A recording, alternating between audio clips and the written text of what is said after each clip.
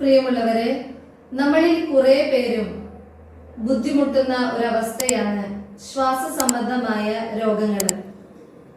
ശ്വാസസംബന്ധമായ രോഗങ്ങളുള്ളവര് ഏറെ നാളുകളായി പല മരുന്നുകൾ എടുത്തിട്ടും അതിനൊരു കുറവും ഇല്ലാതെ കഷ്ടപ്പെടുന്നവരുണ്ട്. കുറെ പേര് എൻ്റെ അടുത്ത് വന്ന് പറയാറുണ്ട്, എത്രയോ നാളുകളായി ഞങ്ങൾ മരുന്നുകൾ എടുക്കുന്നത്, പക്ഷെ ഒരു ആശ്വാസം ലഭിച്ചിട്ടില്ല, ഇപ്പോഴാണ് അതിനൊരു ശമനം വന്നത് എന്നുള്ളത്.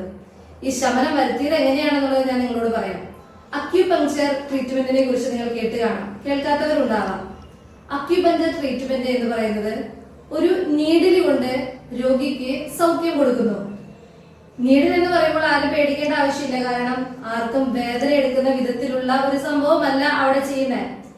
ജസ്റ്റ് ആ ശ്വാസ സംബന്ധമായ രോഗിക്ക് ഏത് പോയിന്റിലാണോ നമ്മൾ നീഡിൽ കൊടുക്കേണ്ടത് അവിടെ ജസ്റ്റ് ആ നീഡിലൂടെ നമ്മളൊന്ന് സ്പർശിക്കുന്നു. ഇത്രയേ ഉള്ളൂ ചികിത്സാ രീതി. പക്ഷേ ഗുണമേന്മ എന്ന് പറയുന്നത് വളരെ അധികമാണ്. ഇതോടൊപ്പം തന്നെ ഈ ശ്വാസ സംബന്ധമായ പ്രശ്നങ്ങളുള്ളവര് ശ്രദ്ധിക്കേണ്ട ചില കാര്യങ്ങളുണ്ട്. പ്രധാനമായും ഭക്ഷണക്രമം. തണുത്ത വസ്തുക്കൾ നമ്മൾ അധികമായിട്ട് ഉപയോഗിക്കാതിരിക്കുക. പുളിയുള്ള ആഹാര പദാർത്ഥങ്ങൾ അപ്പാടെ ഉപേക്ഷിക്കുക. പിന്നെ രാത്രിയിലെ ഭക്ഷണം 4 മണിക്ക് കഴിക്കുക. അതിനുശേഷം നിങ്ങൾ ഭക്ഷണം കഴിക്കാതിരിക്കുക.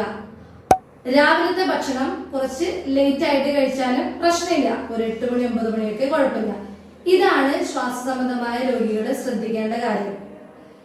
ഈ ഒരു ശ്രദ്ധയും ഒപ്പം തന്നെ ഈ ചികിത്സയും അക്യുപങ്ചർ ട്രീറ്റ്മെന്റും നിങ്ങൾ എടുത്താൽ നിങ്ങൾക്ക് വളരെയധികം ആശ്വാസം ഈ രോഗാവസ്ഥയ്ക്ക് ഉണ്ടാകും.